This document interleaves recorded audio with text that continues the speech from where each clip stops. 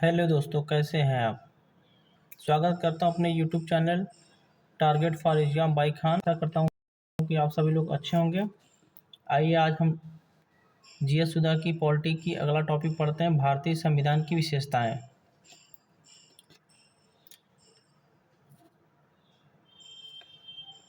भारतीय संविधान की विशेषताएं, ठीक है। पेन का कलर चेंज कर लेते हैं।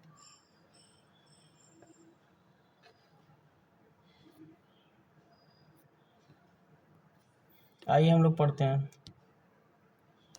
लिखित एवं विस्तृत संविधान, ठीक है।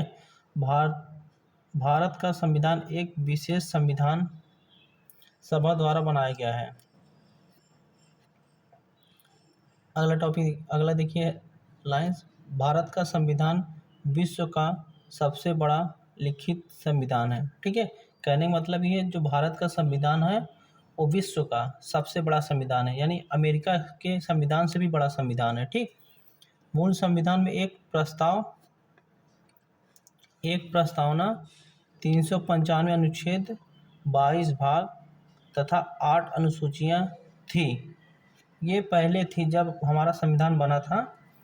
एक प्रस्तावना था, 395 अनुच्छेद थे, 22 भाग थे और 8 अनुसूचियां थी। यहाँ देखिए थी लिखा है, ठीक है। थी मतलब ये पहले थी, लेकिन वर्तमान में क्या है। अब देखिए वर्तमान संविधान में एक प्रस्तावना लगभग 470 अनुच्छेद, 25 भाग, 12 अनुसूचियां हैं। वर्तमान में 470 अनुच्छेद, 25 भाग, 12 अनुसूची, यानी पहले 8 थी 12 हो गई, यानी 4 बढ़ा। 22 भाग थे, 25 3 बढ़ गया। अनुच्छेद 395 थे, इधर 70 हो गए, 470 लमसम 75 अनुच्छेद और बढ़ गया। आइए अगला टॉपिक देखते हैं।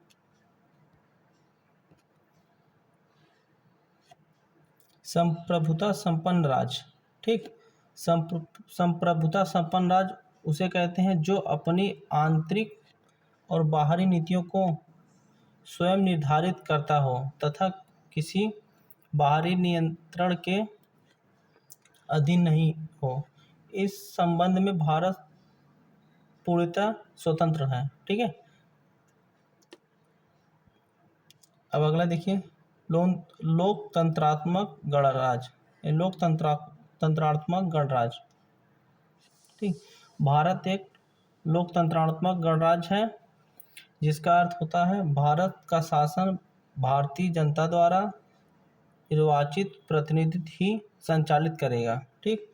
गणराज्य का अर्थ होता है किसी राज्य के सभी नागरिकों को उनकी योग्यता के अनुसार सभी छोटे बड़े पदों पर पहुंचने का अधिकार होगा तथा भारत का राष्ट्रीय अध्यक्ष राष्ट्रपति होगा, ठीक है। प्रेसिडेंट होगा, प्रेसिडेंट ऑफ इंडिया, ठीक। निर्वाचित व्यक्ति होगा।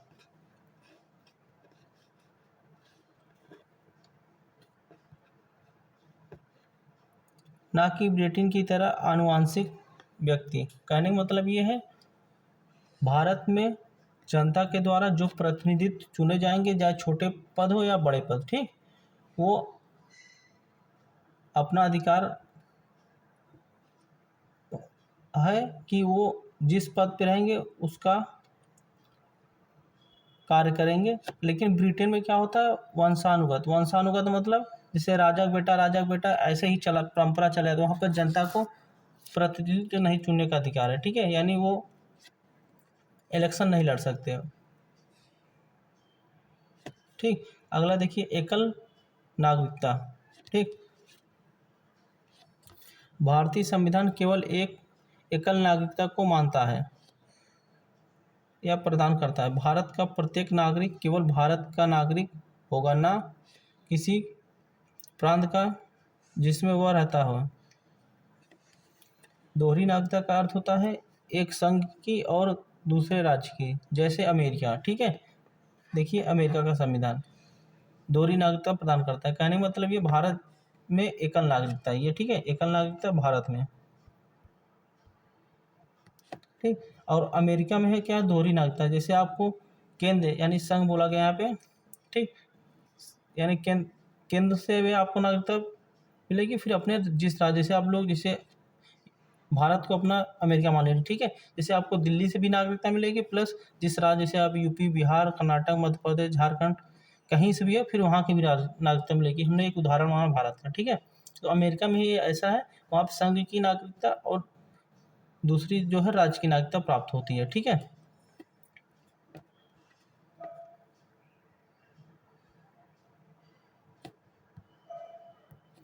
आ जाइए, कठोर एवं लचीला संविधान। भारतीय संविधान कठोर और लचीलेपन का मिश्रण है। यह कठोर इसलिए है क्योंकि इसके कुछ प्रावधानों में संशोधन करना अत्यंत कठिन है और इसके लिए एक विशेष प्रक्रिया का अनुसरण किया जाता है। एवं लचीला इसलिए है क्योंकि अधिकांश प्रावधानों को संसद द्वारा साधारण बहुमत से ही संशोधित किया जा सकता है, ठीक है। कठोर किस लिए है? क्योंकि अत्यंत जो प्रावधान है संशोधन करने में अत्यंत कठिनाइयाँ हैं। और जो लचीला है आपका इसलिए क्योंकि प्रावधानों को संसद द्वारा साधारण बहुमत से ही संशोधन किया जा सकता है, ठीक। आ जाइए अगला देखिए, संसदीय सरकार, ठीक। भारतीय संविधान में संसदीय प्रणाली के शासन का प्रावधान है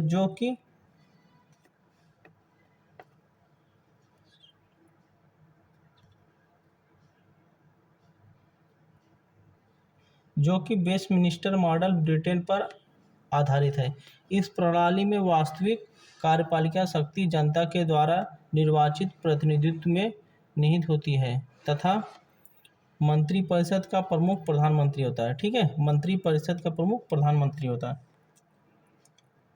एकत्रित एवं स्वतंत्र न्यायपालिका, ठीक है। एकत्रित एवं स्वतंत्र न्यायपालिका। भारतीय संविधान में एकत्रित एवं स्वतंत्र न्यायपालिका का स्थापना की गई है।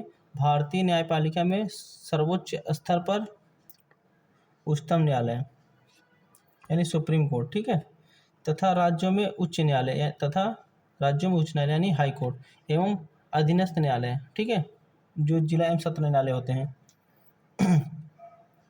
अगला देखिए, न्यायपालिका की स्वतंत्रता हेतु न्यायाधीशों की नियुक्ति, वेतन, भत्ते तथा पद से हटाए जाने के संबंध में संविधान में स्पष्ट प्रावधान किया गया है।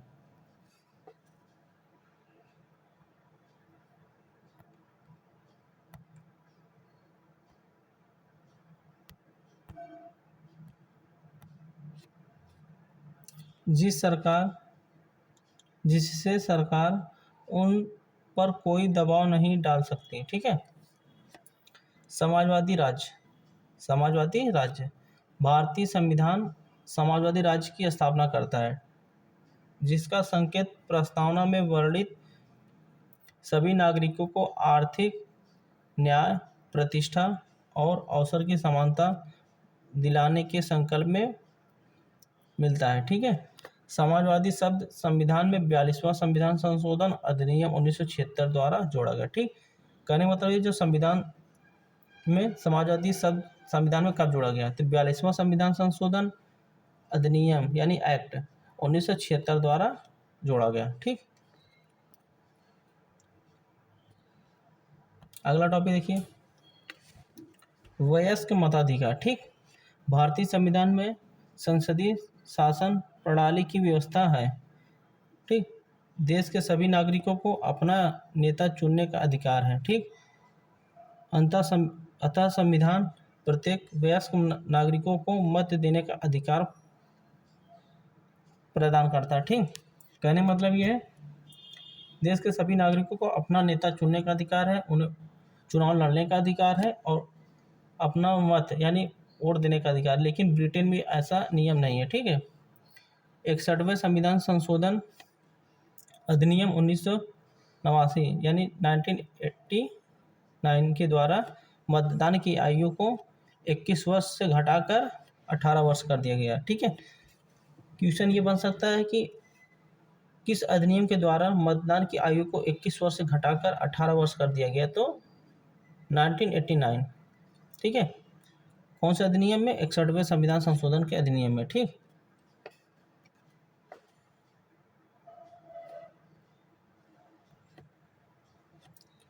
पंथ निरपेक्ष राज्य। ठीक, पंथ निरपेक्ष राज्य का अर्थ है एक ऐसा राज्य जो किसी विशेष धर्म का समर्थन नहीं करता है और सभी धर्मों को समान रूप से देखता है। इसका मतलब है कि राज्य का कोई अपना राजकीय धर्म नहीं होगा। ठीक, कहने का मतलब ये है भारत में पंथ निरपेक्ष राज्य है। ठीक है, यहाँ पर हिंदू, मुस्लिम, सिख, ईसाई, बौद्ध, पारसी, जैन जो भी हमारे भारत में निवास करते हैं सभी को एक नज़र से देखा जाएगा। ठीक है, ये नहीं है कि हिंदू को अलग नज़र से, मुस्लिम को अलग, ना सिख ईसाई को भेदभाव, ये नहीं। सरकार जो भी योजना निकालती है वो सभी के लिए निकालती है। ठीक है,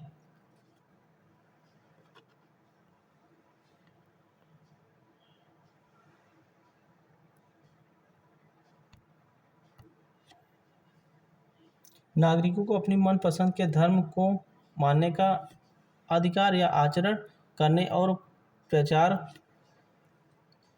करने की पूरी स्वतंत्रता है। ठीक है, कहने का मतलब ये है कोई भी नागरिक अपने धर्म का प्रचार प्रसार कर सकता है। ठीक, अपने मन से कोई धर्म मान सकता है, उसके ऊपर कोई दबाव नहीं है।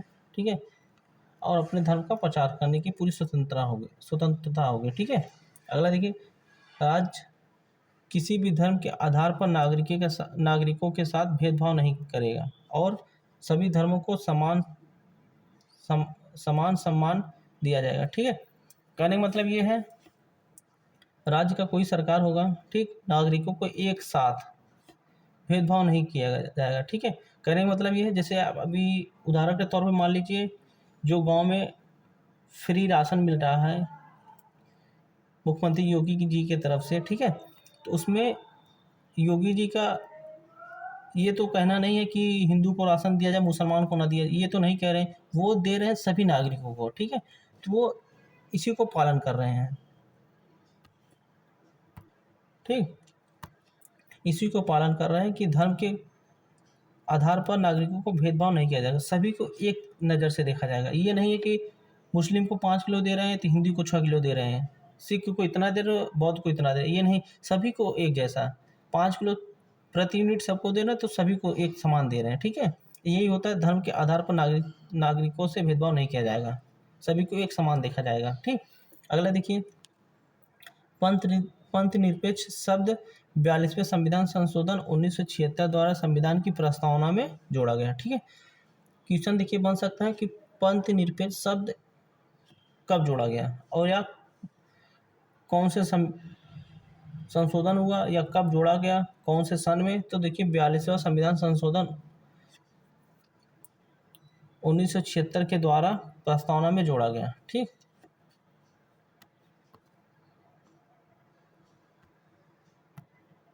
आइए देखिए अन्य विशेषताएं, यानी पहला है आपका मौलिक अधिकारों का प्रावधान। ठीक, दूसरा देखिए राज्य के नीति निदेशक तत्वों का प्रावधान जिसको हम डीपीएसपी बोलते हैं। ठीक है,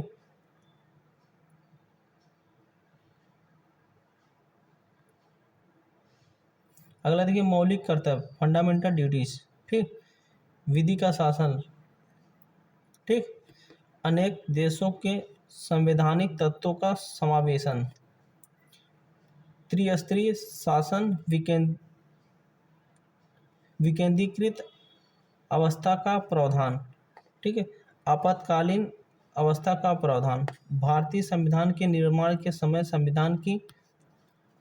संविधान द्वारा लगभग 60 देशों के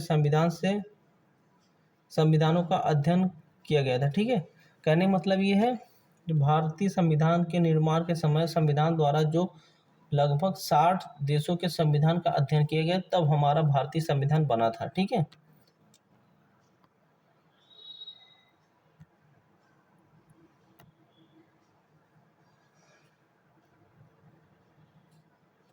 अगला देखिए भारतीय संविधान की प्रकृति। ठीक है, भारतीय संविधान को कुछ विद्वानों ने संगठनात्मक माना है क्योंकि भारतीय संविधान में केंद्र और राज्यों के मध्य शक्तियों का स्पष्ट विभाजन किया गया है। वही कुछ विद्वानों ने इसे एकात्मक माना है क्योंकि अधिकांश शक्तियां केंद्र सरकार में ही निहित है और राज्य को केंद्र सरकार के अधीन रहना पड़ता है। ठीक, अगला देखिए, SR बोम्बोई बनाम भारत संघ मामला। ठीक है, 1994 ये उच्चतम न्यायालय में माना। ठीक है, उच्चतम न्यायालय ने माना था कि भारतीय संविधान एक परिसंघनात्मक संविधान है। राज्य मन्नार समिति 1959 और सरकारिया आयोग 1983 ने भी भारतीय संविधान को संघी माना है। ठीक है,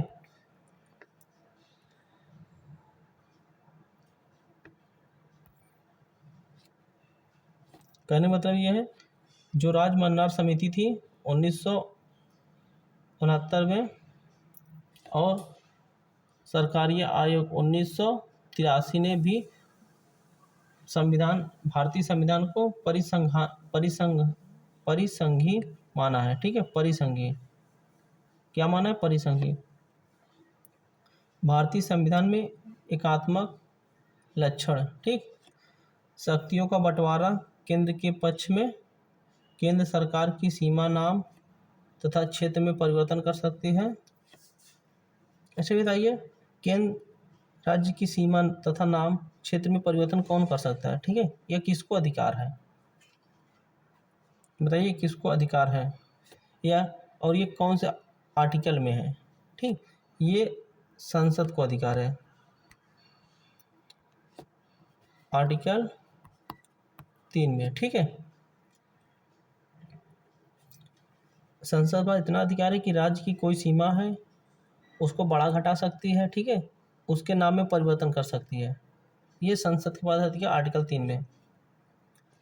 फिर एकल नागरिकता का प्रावधान है। राष्ट्र में राष्ट्रपति शासन लागू करने का अधिकार है। आपातकाल में पूर्णतः एकात्मक स्वरूप है। राज्यपाल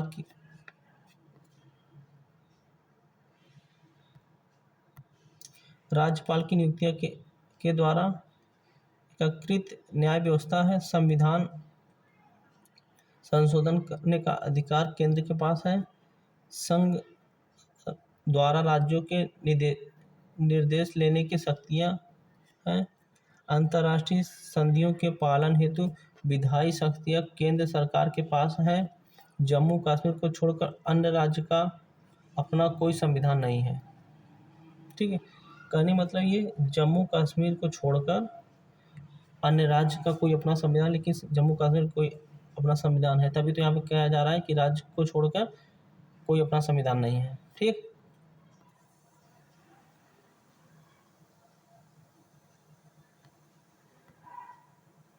अगला देखिए, भारतीय संविधान में संगठनात्मक लक्षण।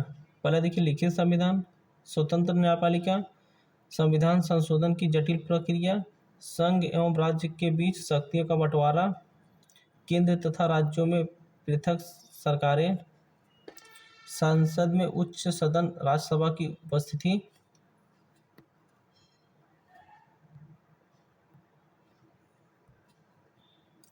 संविधान के संबंध में कथन। ठीक, देखिए, विंस्टन चर्चिल, भारतीय संविधान सभा एक जाति की संस्था है। ठीक है, कहने का मतलब है भारतीय संविधान एक जाति संस्था है। ये किसने कहा था? विंस्टन चर्चिल ने कहा था। डॉक्टर भीमराव अम्बेडकर, कोई भी संविधान कितना भी अच्छा क्यों ना हो, यदि उसे क्रियान्वित करने वाले लोग बुरे हैं तो संविधान भी बुरा बन जाएगा। कहने का मतलब ये है, संविधान कितना भी क्यों अच्छा ना हो, ठीक है, उसकी बुराइयां करने वाले लोग हैं तो वो बुरा हो सकता है। ठीक है, अगला देखिए, डी बसु, भारतीय संविधान संघात्मक एवं एकात्मक दोनों एक मिश्रण है। ठीक है, किसने कहा था कि भारतीय संविधान संघात्मक एवं एकात्मक दोनों है? किसने कहा था? डी बसु ने कहा था। अगला देखिए,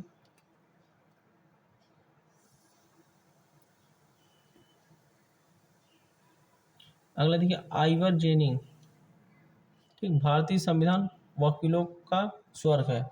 ठीक है, ये किसने कहा था? भारतीय संविधान वकीलों का स्वर्ग है, किसने कहा था? आइवर जेनिंग ने कहा था। ठीक है,